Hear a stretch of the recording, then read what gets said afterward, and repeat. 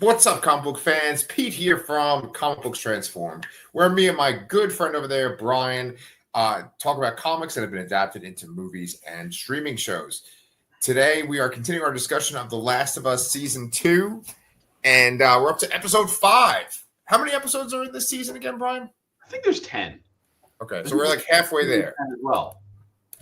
Okay.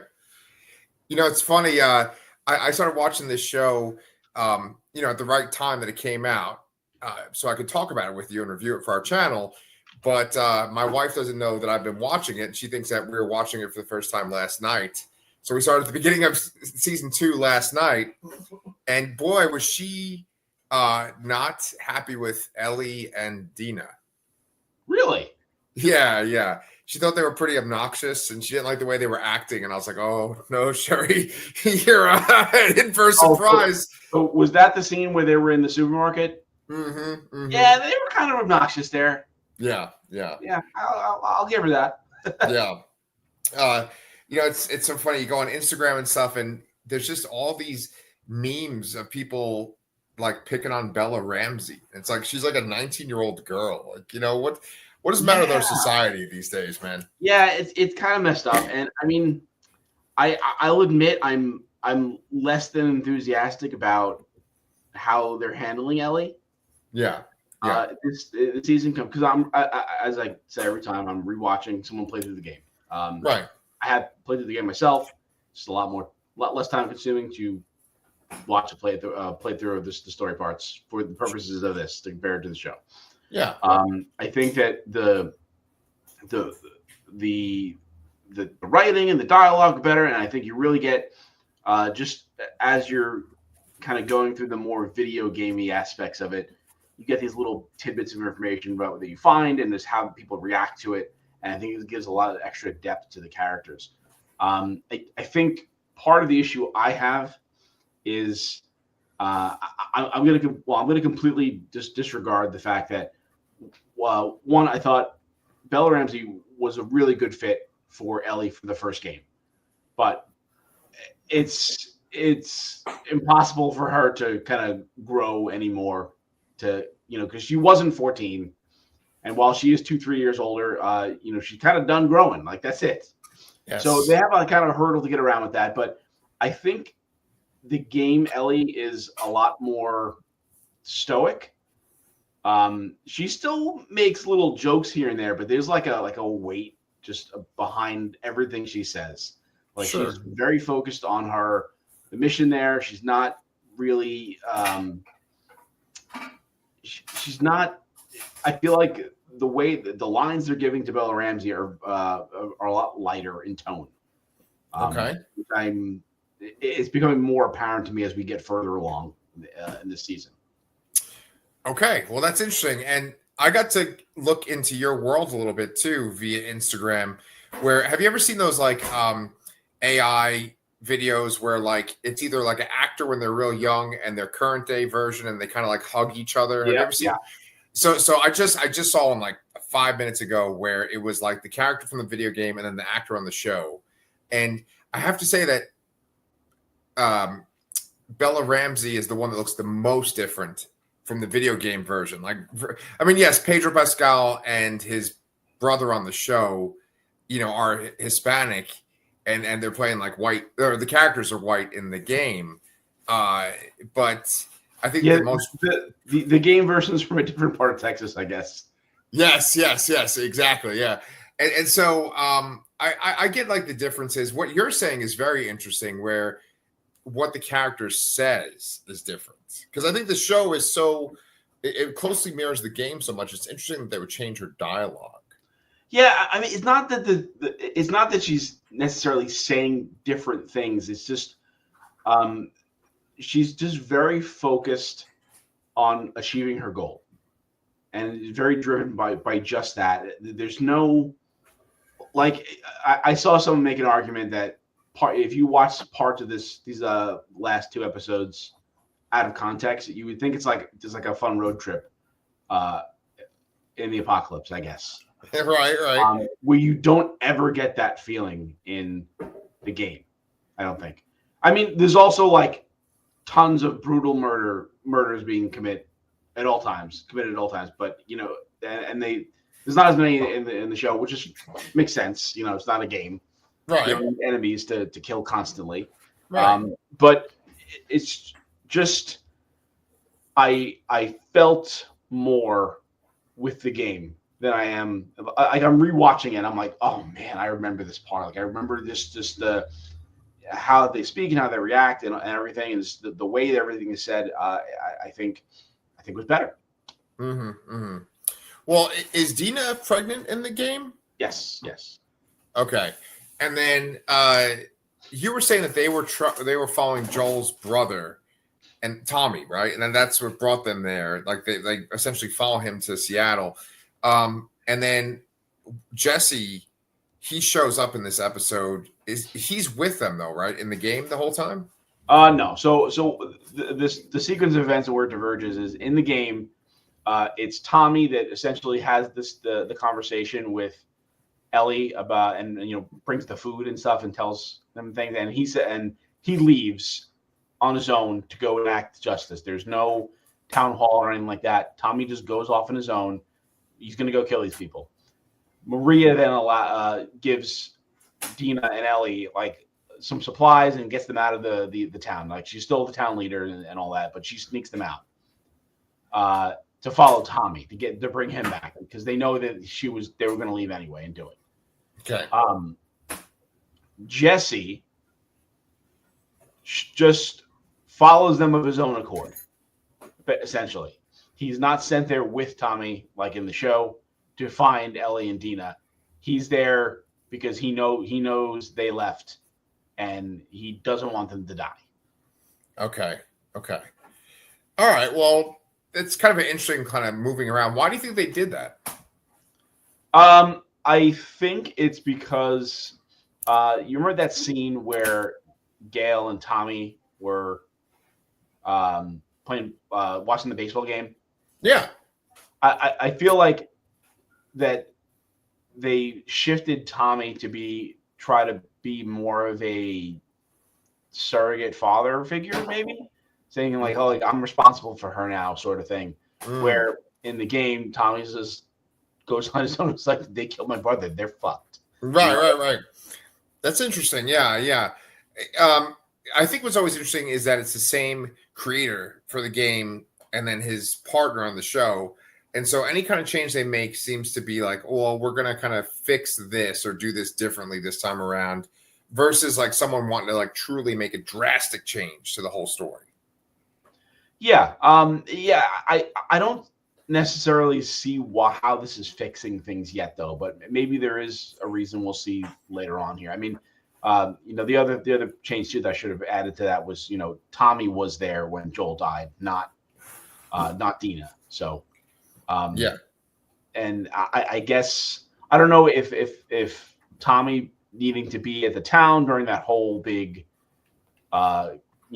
infected invasion battle was the impetus for changing it, or that's just part of the changes that they're still leading up to. Yeah. I think the changes they make are to make to have a more emotional impact, right?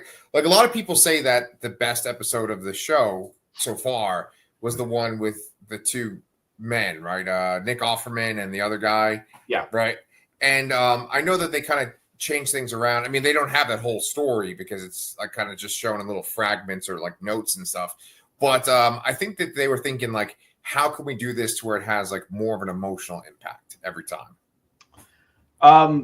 If that was their thought, I don't think they're doing a good job. Oh! I think that's season one aside. As we've said before, that episode with Bill and I can't remember the character's name. That was fantastic. Yes. That was something that was barely maybe even hinted at in the game. So you do meet Bill, you do interact with him, but anything that's if there's even somebody he's talking to or about in the notes, I don't even remember. It was just in that a note, like a note you found laying around or something like that. Here they're just remixing things here, and I don't see a logic to it yet. Yeah, I hope there is, Mm-hmm. But I don't even if I don't understand what it could be. Like Okay. I don't think there's anything wrong with how things went through initially in the game. It's Okay. correct. Okay. Well, that's interesting. Like, I'm sure that that's the scene that begins the episode, like where the woman who's in the hospital is basically explaining how this one building became like overrun with the cordyceps like throughout the building. Um, she was saying that it's in the air. And you were saying that like that was established a lot earlier in the game, that you're walking around with the gas mask a lot of times Yes. too. So yeah, that's a mechanic that's established in the game. There are spores in the air in some areas. People just do carry around gas masks to go through them, all that, and that's something they didn't do in season one, and they're only introducing now. The the one thing the kind of I don't know what to call it, like the fungus like strands of things that go into the pipes and all that. That's an invention for the show. So that was sort of the replacement of the spores, the idea of the spores previously, but now they're bringing this into it as well. So that didn't have. I mean, the scenes with Ellie and Nora play out in a similar fashion, but the information revealed is different between the two. Okay. So like with the cordyceps, right? There's obviously this idea that it's not like done. It's not like the cordyceps has like conquered the world, and like we're just kind of dealing with the remnants, and they're not going to get like more advanced. Like I think that they even said in one of the behind the scenes videos that like it's still kind of evolving and becoming more dangerous. Yeah, I agree. Yeah, it's this is not. There was no war that humanity won against the cordyceps. They're barely hanging on and are the dying species on this in this reality. Yes, yes. As like we said in our little private chat, Brian, right? That we weren't the dominant species at first, and Yeah, we're not going to be forever. that is correct. But I understand like from a video game perspective, right? Like I'm guessing that the gas mask, it's just a sort of part of a game where it's like, oh shit, I need to put this on. It's like a thing to give you to make things more challenging, right? Yeah, because the idea is that although Ellie is immune, Joel is not, and although Ellie's immune, Dina is not, or Jesse is not. So it's more about at that point keeping the information hidden that Ellie is immune. I Oh, okay. don't. I mean, essentially, when you went into a spore area, it was just like, oh shit, there's gonna be a ton of clickers around, or some kind of crazy like a bloater or something else around that area. Yeah. But to me, I always thought it was odd. I'm like, the spores are still in your clothes. They're still on your clothes afterwards. Like, Yeah. You get infected. Well, okay, so let me ask you this. I can't believe we've gone this many episodes and I've never asked you this question. But like when you're playing the game, is there a health bar that like is keeping track of Joel or Ellie's health? yes, there is a health bar. You do have health kits and all that, but that's more so for getting hit or shot or something like that. Okay, so if you're like walking around and you're by these spores and you don't have a gas mask on, does it start to make your health bar go down? I guess, but no, because the gas mask is just it's not even an item. It's just something they have. So they just automatically put it on when you're in an area. Like you don't find the gas mask and Oh, have to equip it. It's just they oh. just pull it out whenever they're in an area where they think there's spores. Okay. So it's not even like you have to kind of have this idea as a player, like, oh shit, I got to put this on, otherwise I'm going to get killed. Yeah. It's just automatically done for you. It's just kind of like a story point. Okay, all right. Well, that's interesting. And you just clarified some stuff, man. I appreciate it. So let's kind of go through the episode piece by piece. So the beginning of the episode, there's that sort of that cold open where there's this woman that's part of WLF, and she's saying how the cordyceps just started spreading through the air, and her own son got infected at one point too.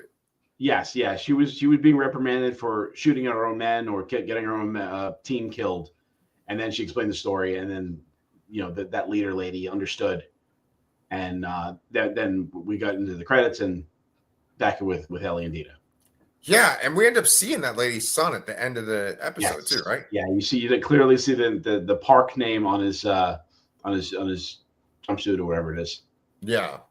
Um, You know what's funny is that this episode, it kind of felt like it's just sort of a bridge between moments. Like it didn't seem like it really stood out, but the whole spore aspect was the interesting part, and the fact that like Ellie being immune worked in her favor was really interesting to me.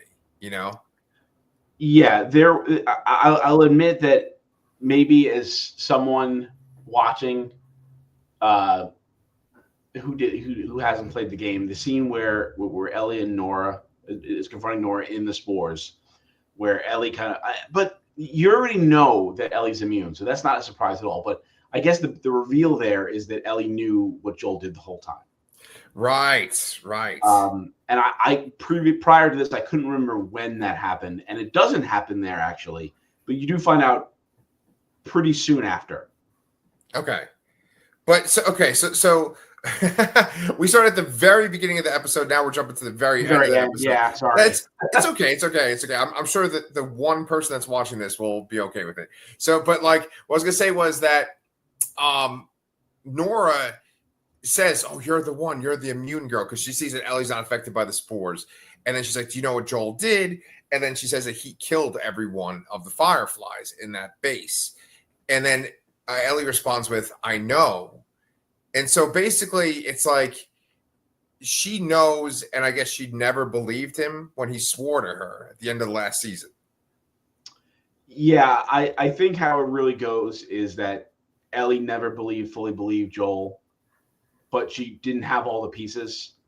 And then as time went on, the more she thought about it, the more she realized that he's lying about something. There will be, spoilers here. There will be a flash. This will be addressed in a flashback that in the game happens shortly after the scene with Nora.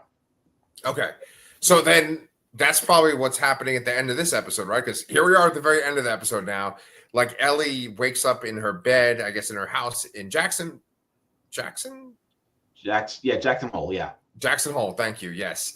Gotta get to that Jackson Hole tonight. But anyway, I was gonna say though, and then you see just Samuel L. Jackson be like, "What the fuck?"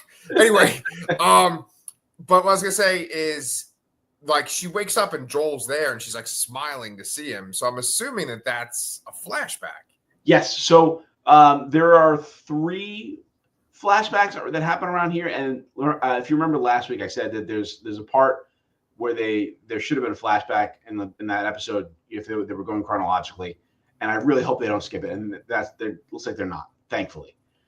So the flashback for next week is, I don't want to get into too much detail over it, but it's essentially, it's a few years back. It's Ellie's birthday, and her and Joel go on like a little adventure, sort of. Okay. So yeah, it's a really nice, it kind of recaptures that like kind of father-daughter bonding aspect that we got from the first season. Okay. Really well. Hey, I'm down, man. This show knows how to have an impact with those two when those two are involved. Like they went to go do the guitar scene again in this episode where she picks up a guitar, starts playing it, but then the lyrics, I can't remember what the hell song she was singing. Yeah, so that's a song that she maybe it's original, but that's the song that Joel teaches her or something like that. And that's exactly the point where they do the flashback. She starts playing that, and then the flashback happens. Okay, all right. So they're not, diverging from the path so much right now. No. Does that scene? So maybe we'll kind of go backwards. Does that scene with Nora happen the same way in the game? That was a pretty awesome scene. Pretty much, yeah. Even the dialogue is pretty similar to it. The only thing that they kind of, the only information that you kind of get from the game that you don't really hear in the show is like as you're like crawling through air ducts and overhearing other soldiers, and even with Nora, they talk about how Abby was imprisoned by Isaac for some reason, and to this point, I don't think you've played as Abby again yet. So like you haven't played as Abby since prior to the death of Joel. And I guess that happens again shortly after that. Yeah. I remember playing a large chunk of the game as her. But That's fucking crazy that like you start playing her after you kill Joel. That must be like No, this no, no, weird. no, no, no, no. You. Oh well, no. You play as her before Joel dies, Oh, and then okay, you don't okay. control her again until much later on. Oh, okay. Yeah, that makes sense because it would be this weird kind of like Freaky Friday thing, like where you're like real angry, like, oh, I gotta play this girl that just killed the fucking guy I liked from the last game. Yeah, they give you some breathing room from it, Yeah, and I guess like they're laying the foundation uh to have some sympathy for the character, as you hear in like things from the other soldiers like banter. yeah. Well, I mean, I liked watching the first episode again with Sherry because there's all this foreshadowing in the very first scene where Abby's talking to the rest of her crew, and this one guy is saying, "Oh, well, I know this guy Isaac in Seattle, or this guy Isaac is going to take us in." I'm like, "Oh, okay, I did the Leonardo DiCaprio, like, hey, Yeah. they said the thing, Yeah, right. So, that was cool to kind of see. And I think I will enjoy watching episodes 2 through 4 with her, and I guess 5 now too at this point. Yeah. Especially, I just kind of want to see her reaction to the end of episode 2. Yes, that's what I was so desperately waiting for like 2 years to see how your reaction was and my wife's. Yes. How did she react? Absolute shock. Yeah. And that's generally how most people reacted. I think that didn't know what was coming. Like, did she say something like, "What the fuck"? Did she say something like that? Or? Yeah, that's exactly what she said. Nice. All right, so let's keep going backwards then. So I think before that scene with Nora. Oh, well, actually, we should talk about that because that scene's fucking brutal too. Yeah. So, So the dialogue when Ellie first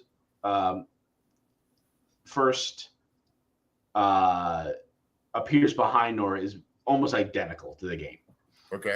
She kind of says that, like, do you still hear his screams and all that? And then it's like that little bitch deserved it or whatever it was. And then she does run through the hospital. There are other guards shooting at you, and she does. But it's Ellie that kind of uses her as like a human shield, and then they fall into the area where the spores are. Okay. And then that scene continues from there, rather than how did she fall down there? Did she jump in the elevator and it fell?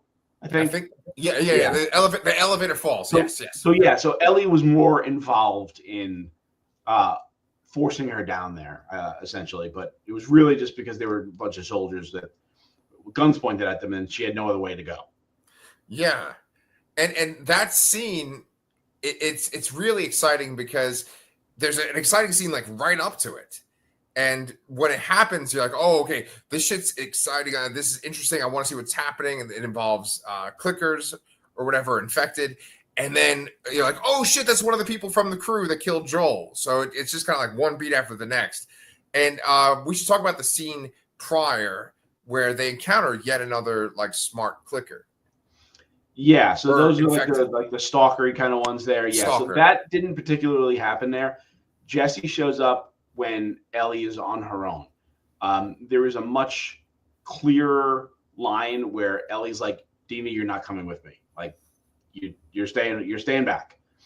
And that was one of the things I didn't appreciate, I guess, is that in the show, Dina kind of leaves it up to Ellie, and Ellie's like, yeah, let's continue. Like, it's very clear that like after Ellie finds out that Dina's pregnant, it's like, you're not coming anymore.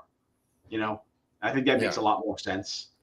Yeah. And then Ellie runs into Jesse while she's battling some WLF soldiers out in some little area on the way to get to Nora. Okay. Yeah, I mean, that No, it's scene, not to get to Nora. It's to get somewhere else, but it doesn't matter. Yeah. So, I mean, like, that scene was really well done, but then the scene leading up to it too, I thought was very interesting because Dina says her background, where she was like 8 years old and she was stuck inside. It was giving me COVID flashbacks. Yeah, yeah, definitely, yes. I don't remember if that is a part of the game. It's possible, maybe it's said later on. Yeah. But it has not happened in the playthrough I'm rewatching. Okay. Okay. So yeah. So maybe it'll happen later on. Her story is just like really tragic, right? Because it's her mom and her aunt, and just one guy shows up and just like beats them to death, I think right? it was her mom and sister, but Oh. yeah, Oh. Oh. I'm I sorry. imagine it's more than just beat them as well. But Oh boy. yeah, Yeah. but Eh, it's very tragic, and it just the thought this 8-year-old running around with a gun is also like kind of tragic in a way. yeah. It's like 1 year younger than my daughter, and her with a gun would be real scary. Yes, yeah, And then there's even this sort of like sweep under the rug kind of lampshade moment where they're like, well, how did you end up in Jackson Hole? You know, and yeah, she almost it's almost like the Force Awakens where she's like, that's a story for another day, you know, like it doesn't matter right now. yeah. I don't remember if they go into how much of her backstory they go into in the game, but I don't remember that off the top of my head. Yeah. Well, things are fucking wild in Seattle. I mean, you have these two factions, and it's this kind of thing that you have to kind of try to wrap your head around, right? Because it seems like everyone is like real close to each other. It seems like, oh, okay, we're with the infected right now. Oh, now there's WLF people. Oh, now there's the Seraphite people. But it's a fucking gigantic abandoned city, right? And Yeah, so, like to have these scenes where like these religious people are like hanging a guy and disemboweling him. Meanwhile, there's like, infected running around, and then there's also these militant people running around. It's like you could fit all that shit into Seattle, a deserted Seattle. yeah, and part of it begs the question. It's like, why don't you just fucking go somewhere else? Right. I mean, if there's that many infected in there, like, why do they stay there? Yeah, I don't know. Maybe they find there's because there's so many buildings in the area. There's so many supplies they could potentially raid. Although still, we're talking like this is 20 years later. I still think it's hysterical how everyone has like perfect clothes and they still have fucking like assault rifles and tons of bullets. Yeah. Things like that. Like they still have gas to drive cars, which doesn't make any sense. Right. They're not producing gas oil. They're not drilling oil anywhere and refining that No, shit. I And don't that think so. doesn't last. So, yeah, it's interesting. And here's the thing, right? Is that like if the show took place in our future, I mean, I know it does take place in our future, but the apocalypse starts in our past. If the show had started in our future, then you could come up with something of like, oh, well, they're electric cars or hybrid cars, and you just need to charge them, right? Yeah. But alas, I think 2003 is like when the Yeah, it apocalypse was starts. somewhere around 03 or 05, something around that. Yeah. So, okay, we're going back. Let's talk about the disemboweling. That was actually, I think, the most disturbing part of this episode. Do you agree? Yes. It was pretty disturbing. That does happen in the game. Essentially, there are a lot of lines reset there from that scene there. But it is just Ellie kind of that runs into them at first, and kind of while she's dodging both WLF and the scars, and infected. Yeah. I just, oh God, they don't really show directly like the guy's intestines popping out, but like you hear his like whimpering and stuff, and then you see his feet, and his feet just kind of stop moving. I was like, oh God. Yeah, you kind of see it. It's like it's a little in the distance, but you see something popping out. Yes, and not his erection. It's a mile of him. Yeah. I'm sorry. That'd be really messed up. He's like, oh, I'm enjoying this so much. Can I be a center right now? Oh my God. I think I'm a little out of it today, man. It is Monday morning. Not Monday morning. I am really out of it. It's Monday afternoon. Yeah. But we're recording a different day. Well, we get this out earlier than we normally do. I'm trying to think because the disemboweling really stood out. The scene with the infected. So they're the stalkers. That's what the ones that are like intelligent are called. Yeah, they're the ones that will kind of like come from behind and try to. Yeah, they have been well established prior to this. Okay, so we have the scene with the stalker. We have the scene with Nora. Great stuff, but yet I still kind of felt like in the beginning, I'm like, all right, like we're seeing the same kind of stuff over and over again. Like, give us something more interesting. I did like that Ellie was playing that song and then she kind of stopped abruptly. Because I think the song, I mean, the way I took it, I want to hear what you thought. The way I took it was like she thought of Joel and it made her stop. Yeah, I would take it the same way. And like I said, that's the exact moment where you get the flashback because where she's thinking of Joel. Right.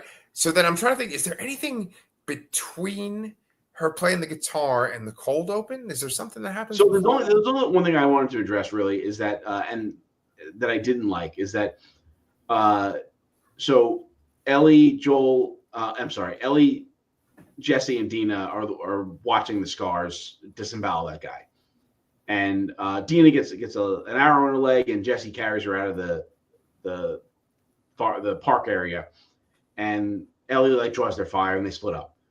And then at that point, Ellie sees like the hospital entrance, and she just decides to go there.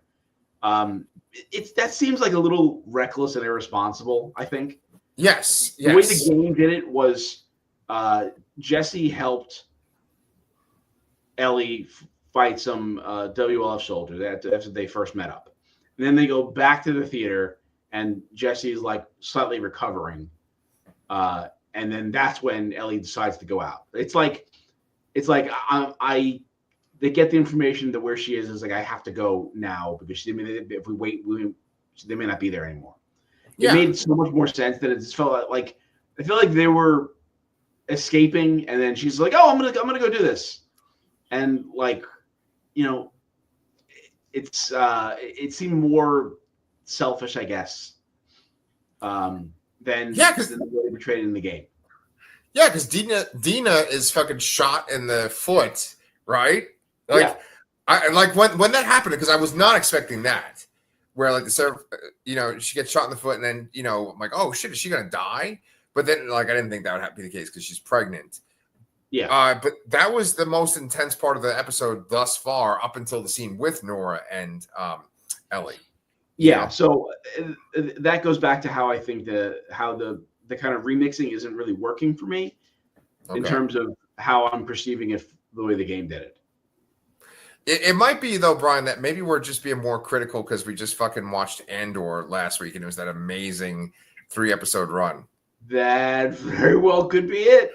Yes, to where I keep sending you these like YouTube videos that are talking about the deeper meaning of things, and I'm like so into that fucking show right now. Yeah, it's weird. It's weird. Andor is so good to me that I'm like thinking about it, and it's like how like easy it was for them to blow up the Death Star. Like how like this seems so much more realistic in a way that like you said before, how like every little thing is every little hardship they have to go through seems real, right? And it's just like, oh, we're gonna just walk around the Death Star and save the princess and then fly out, and then we're gonna go shoot a little torpedo in a hole and blow up this whole thing in 20 minutes. Yeah.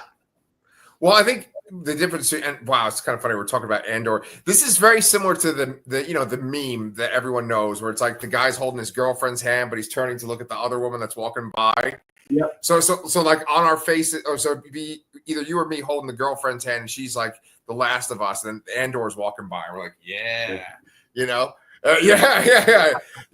Look at that dead Pedro Pascal over there. But anyway, no, like just going back to what you're saying about Andor, it's like that it's devoid of the Force, right? So it kind of shows you how powerful having access to the Force makes, like how easier it is to do things because you have the Force. Yeah, but for me, it's making it seem less interesting now, I guess. Yeah, because it's too easy. Yeah. I'm not saying it's easy, but you know what I mean. No, I got you. No, it's the tone. It's like the original. It was more of like a family-ish, adventure-y kind of thing. They didn't they obviously didn't know what they were doing completely back then, and this is just such a serious take on it, and it just doesn't really match up. Like I don't even think the show even matches up with Rogue One really that well anymore. But we're gonna find that out after we rewatch it after tomorrow. Totally agree. Yes. No, yeah. I mean, basically, the last 3 episodes that we watched all dealt with like a genocide that began with a protest. It's like, oh my Yeah, God. yeah. Yeah. Well, all right. Well, we're talking about Andor a lot. We should stick to The Last of Us. Was there anything else that you wanted to say about episode 5 of season 2? No, I think I'm good here, but I'm really looking forward to that flashback scene next week. Yeah, and I'm sure that the fans of the show are too. I think that like Pedro Pascal is gone, but definitely not forgotten. Yeah. And yeah, it shows with Ellie and stuff like that. Yeah, so I guess we have 5 more episodes of this. We got a lot of the Peacekeep. What the fuck is the matter with my brain? Peacemaker trailer just dropped like 2 days ago, Yes. right? Yeah, that came out a couple days ago. That's coming out in August. I think we're getting a full Superman trailer on Wednesday. Oh my God, you just gave me a full boner. You're welcome. And I don't remember what else is coming up, but there's probably something. Yeah, well, I know that Mission Impossible is coming out the 23rd, but that's not really a thing that we cover. And you haven't even watched those movies, right? Yeah, I've only watched one, but I kind of want to watch them. They're fucking great. Yeah, no, I'm interested in watching them. It's just gonna take a bit of doing. Yeah. Like 8 movies or some shit, isn't it? Isn't this the 8th or 9th movie? Maybe it's the 8th. Yeah, that's a lot of movies. That is a lot of fucking movies. Yes. But what do you call it? We got that, and then we saw Peacemaker. I think there's Fantastic Four. That's in July, right? Yeah, so we get it's Superman is like the 11th, and Fantastic Four is like the 20 something. So it's like 2 weeks apart. Oh yeah, we said that last recording too. That's right. Yeah. I'm so lucky that you keep track of all this shit, Brian, because I'm just like a fucking old dad. I need something to look forward to, man. Otherwise, what am I doing here? Right. I totally understand that. Nice. Well, as we compare our bleak dystopian lives to the post-apocalyptic Last of Us show, that'll be it, I think, for this episode. Guys, thank you so much for making it to the end of the episode. If you've never subscribed to Comic Books Transform, we'd love to have you on board. We'd love to see some comments from you too. And Brian and I are going to keep covering this show. We're going to finish Andor and a whole lot more. So, guys, hang on to your mushrooms, and we will see you guys next